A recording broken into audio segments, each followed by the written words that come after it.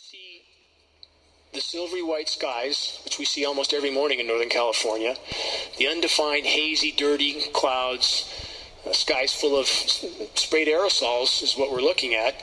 These are aerosol clouds. And remember, clouds should be white, the sky should be blue. It's what it used to be. Find some old pictures and take a look. And remember that the express goal of climate engineering is to blot out the sun, to fill the atmosphere with these light-scattering particles, to block some of the incoming thermal radiation. Cataclysmic effects, but those in power don't seem to care. So, again, a mountain of toxic metals falling on all of us. Medical statistics are showing exactly what we would expect to see from this.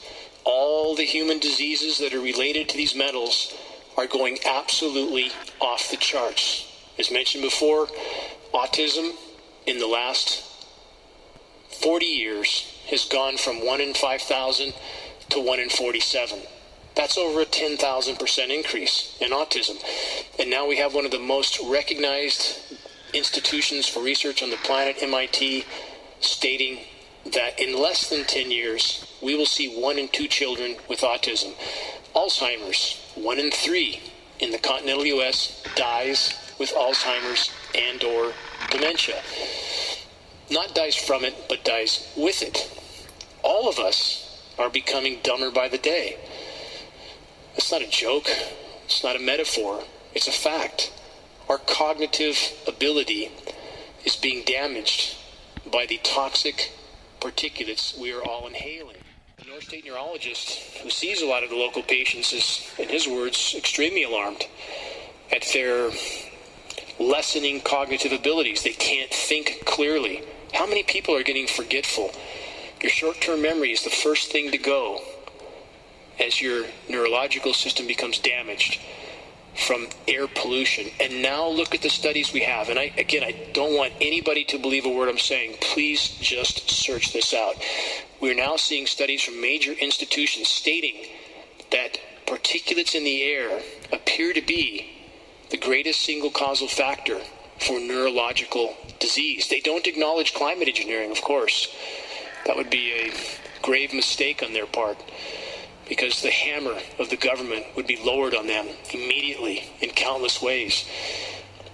It's just a fact. This is a story that the government will try to hide as long as they can, but this issue, more than any other issue, affects every single one of us, everything we hold dear.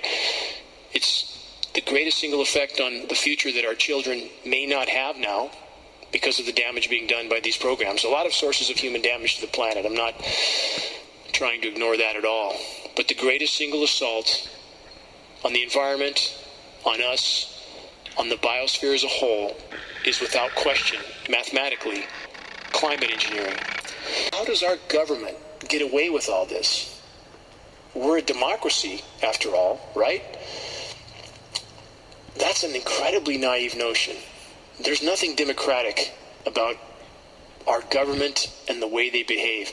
In fact, a recent study took data from nearly 2,000 public opinion surveys. This data was compared with what people wanted and with what the government actually did. What the study found was distressing, to say the least. The opinions of the bottom 90+% of income earners in America has essentially no impact at all. Zero. So when it feels like your vote doesn't matter, that's only because it doesn't matter. It's never mattered, for a very long time at least, hasn't mattered. The system is rigged from bottom to top. You don't have paperless voting machines in order to ensure accurate results, so that you can manipulate the system. And this dog and pony show about Democratic and the Democrats to Republicans, this is absolutely two sides to the same coin. The entire system is bought, sold, and paid for. We need to take this into account. There's a lot of things going on, and we need to take responsibility for that, be aware of it, and try to help be part of the change. What does geoengineering have to do with the fires around the globe?